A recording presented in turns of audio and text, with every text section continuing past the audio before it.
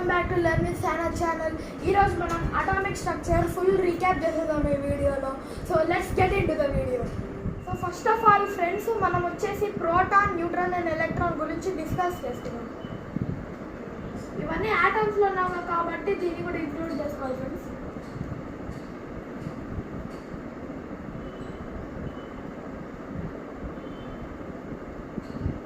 Protons, electrons and neutrons.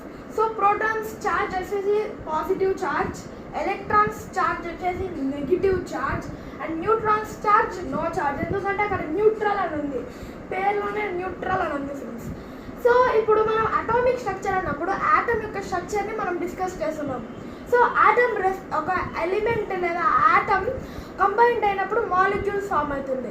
అట్లాంటి same kind of మాలిక్యూల్స్ని మనం element అంటాం. సో ఎలిమెంట్ రిప్రజెంటేషన్ ఎలా ఉంటుందంటే ZXA ఈ ఫామ్లో ఉంటుంది ఫ్రెండ్స్, లేదంటే ZXA. ఇక్కడ ఏం డిఫరెంట్ అంటే ఇక్కడ చూడండి, ఇక్కడ టాప్లో ఉంది ఈ ఎక్స్ వచ్చేసి రైట్ సైడ్కి వెళ్ళింది, ఈ జెడ్ ఎక్స్కి లెఫ్ట్ సైడ్ బాటంలో ఉంది. ఇక్కడ చూడండి అలైన్ డయాగ్నల్గా ఉంది. ఇది ఇలానే రిప్రజెంట్ చేయొచ్చు, ఇలానే రిప్రజెంట్ చేయొచ్చు. ఇది చాలా ఇంపార్టెంట్ ఫ్రెండ్స్. సో అసలు ఈ జెడ్ ఎక్స్ ఏ అంటే ఏదో తెలుసుకుందాం. సో ఏ వచ్చేసి మాస్ నెంబర్, అంటే ఆ ఎలిమెంట్ యొక్క మాస్ ఎంత ఉందో అదే ఏ, దాన్ని ఏతో డినోట్ చేస్తాం. ఈ ఎక్స్ అంటే ఏంటంటే ఎలిమెంట్, ఎక్స్ వచ్చేసి ఎలిమెంట్.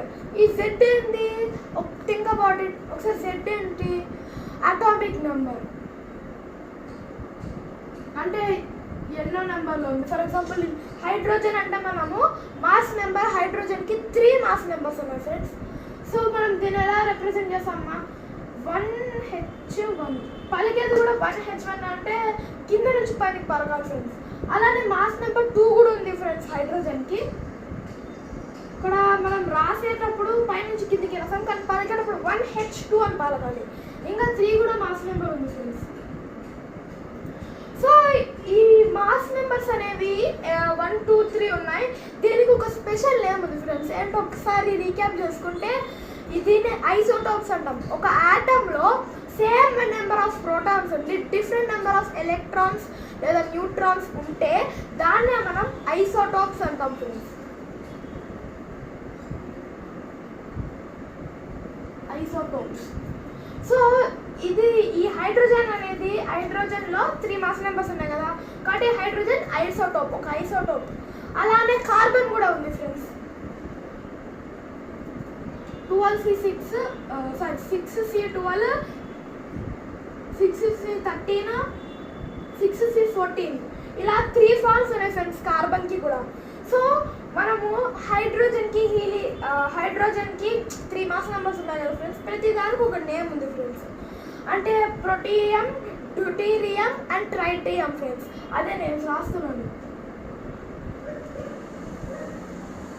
1H1ని ప్రొటీయం అంటారు. దాంట్లో 1 ప్రోటాన్ ఉంటుంది అండ్ 1 ఎలక్ట్రాన్ ఉంటుంది. సో ఇదంతా ఓకే, 1 ప్రోటాన్ 1 ఎలక్ట్రాన్ సేమే కదా. సో నెక్స్ట్ డ్యూటీరియంకి వెళ్దాం. ఇక్కడికి వెళ్తే మనకు 1 ప్రోటాన్ వస్తుంది ప్లస్ 1 న్యూట్రాన్ వస్తుంది, 1 ఎలక్ట్రాన్ ఉంటుంది. సో 3 ఉంటాయి, ప్రోటాన్, న్యూట్రాన్, ఎలక్ట్రాన్. సో ఇక్కడ వచ్చేసి 0 న్యూట్రాన్స్ ఫ్రెండ్స్. అదే ఏమీ లేదంటే అసలు న్యూట్రాన్స్ లేదంటే 0 న్యూట్రాన్సే కదా. సో 3H1 తీసుకుంటే మనం ట్రైటియం అని అంటాం ఫ్రెండ్స్. దీంట్లో మనకు వచ్చేసి 1 ప్రోటాన్ ఉంటుంది, 2 న్యూట్రాన్స్ ఉంటాయి, 1 ఎలక్ట్రాన్ ఉంటుంది. సో ఇక్కడ చూసినారా న్యూట్రాన్స్ మారినాయి కాబట్టి దీన్ని మనం ఐసోటోప్స్ అన్నాం. కార్బన్ కూడా అంతే ఫ్రెండ్స్. ఇక్కడ కార్బన్ 12, 13, 14 ఉంది కాబట్టి దానికి స్పెషల్ నేమ్ లేదు. ఇక్కడ 1, 2, 3 కాబట్టి డ్యూటీరియం, ప్రోటియం, ట్రైటియం అంటే 1, 2, 3లో ట్రయాంగిల్స్ అంటే ట్రై అని పిలుస్తాం కదా, అలానే స్పెషల్ నేమ్ ఉంది ఫ్రెండ్స్. సో ఇప్పుడు మనం ఎలిమెంట్ రిప్రజెంటేషన్ చూసినాం కదా ఫ్రెండ్స్. ఇప్పుడు మనం ఆర్బిటాల్స్, సబ్షెల్స్ అవన్నీ చూద్దాం.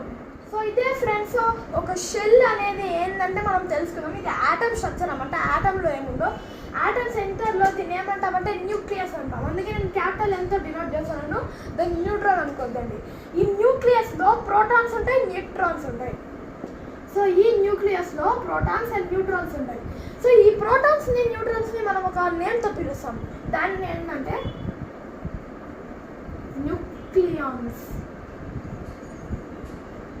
ఇది న్యూక్లియస్లో ఉంటాయి కాబట్టి దీన్ని న్యూక్లియాన్స్ అని అంటాం friends.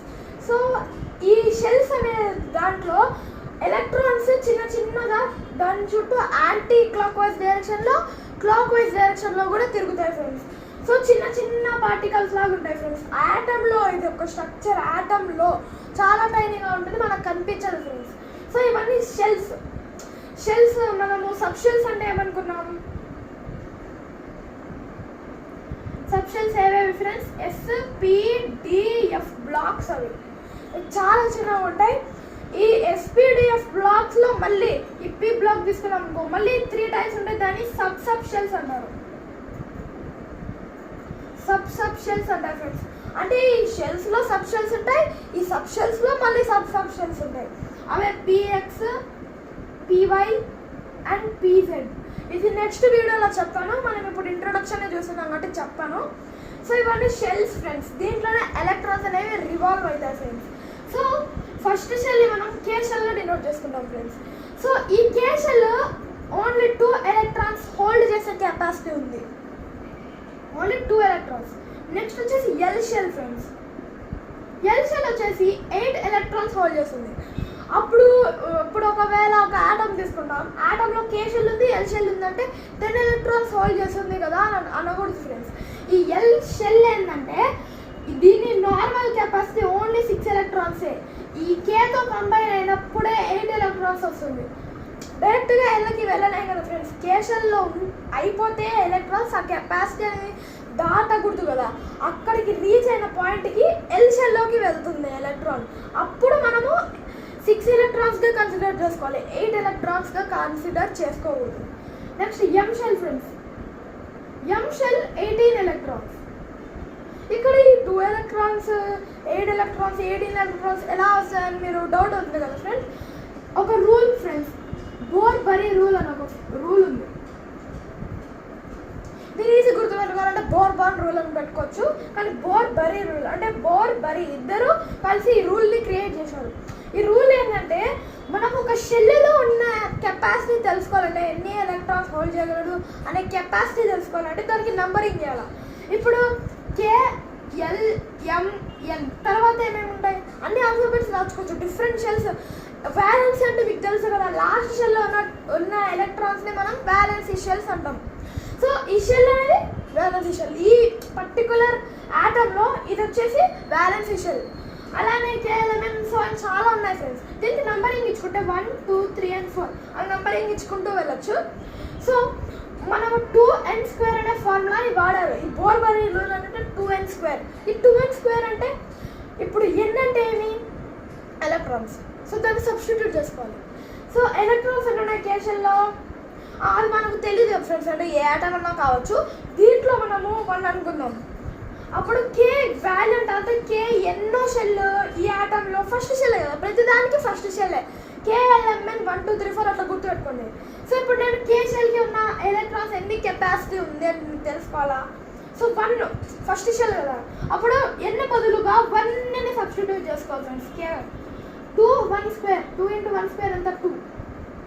So K capacity 2 electrons. So L capacity చూద్దాం. ఇక్కడ L అంటే ఎంత 2 కదా, 2 సబ్స్టిట్యూట్ చేసుకోండి. 8 ఎలక్ట్రాన్స్ వచ్చింది కదా. సో ముందు చెప్పినట్లే 8 ఎలక్ట్రాన్స్ అంటే దీంతో యాడ్ అయిన 6 ఎలక్ట్రాన్స్తో కలుపుకొని చెప్తే 8 ఎలక్ట్రాన్స్ ఫ్రెండ్స్. అలా మీకు ఎన్న కూడా చెప్తున్నాను, ఎన్ని చాలా కేసెస్లో వాడరు.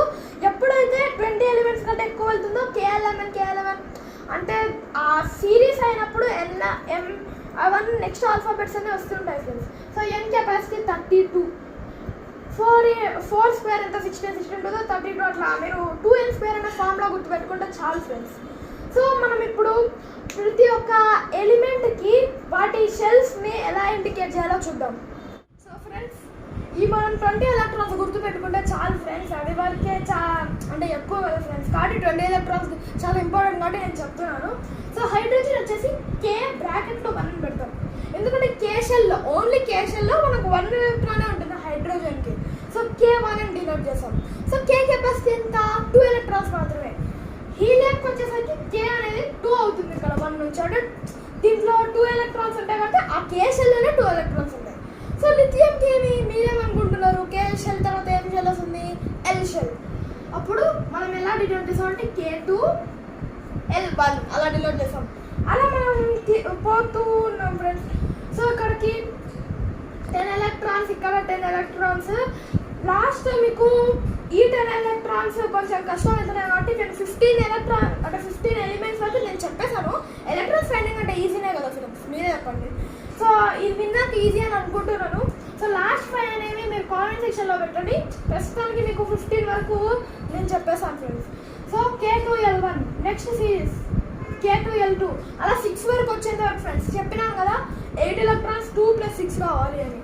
సో అలానే పోదాం పెట్టుకుంటూ K2L3,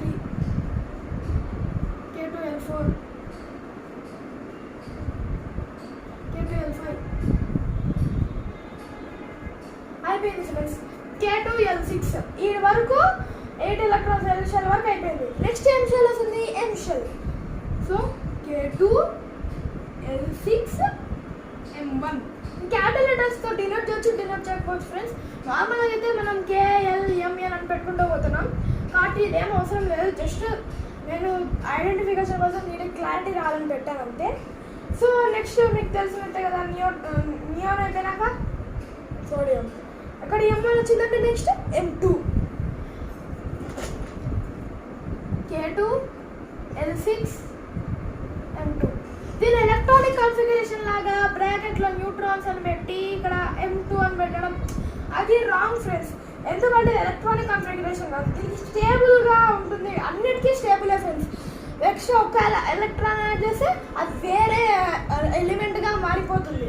సో కాబట్టి దీనికి స్టేబుల్ ఉంటుంది ఫ్రెండ్స్. కాబట్టి మనము షార్ట్ కట్ మెథడ్ని వాడలేం. ఎలక్ట్రానిక్ కాన్ఫిగరేషన్ గురించి మీకు పార్ట్ 2లో చెప్తాను.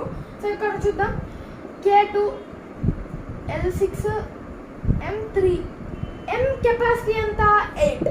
సో 8 వరకు రాసుకుంటూ పోవాలి ఫ్రెండ్స్.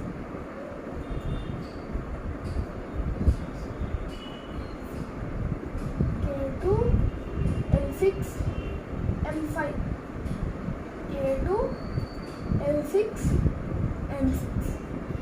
సో నెక్స్ట్ ఇలా ఈ 5 వచ్చేసి మనకు డౌన్ కామెంట్ సెక్షన్లో పెట్టేయండి ఫ్రెండ్స్. ఎందుకంటే మీరు ఎంత ప్రోగ్రెస్ చేసినారో తెలుసుకోవాలి కదా. సో ఇవన్నీ ఈజీగానే అనిపించుంటాయి. K shell, L shell, M shell, N shell. So SPDF blocks గురించి ఇంకా డీటెయిల్గా పార్ట్ 2లోనే చెప్పేశాను friends. So that's it for today. Thank you for watching learn science YouTube channel. తప్పక like, share and subscribe and comment చేయండి, ఇవైతే చాలా important. So bye bye friends.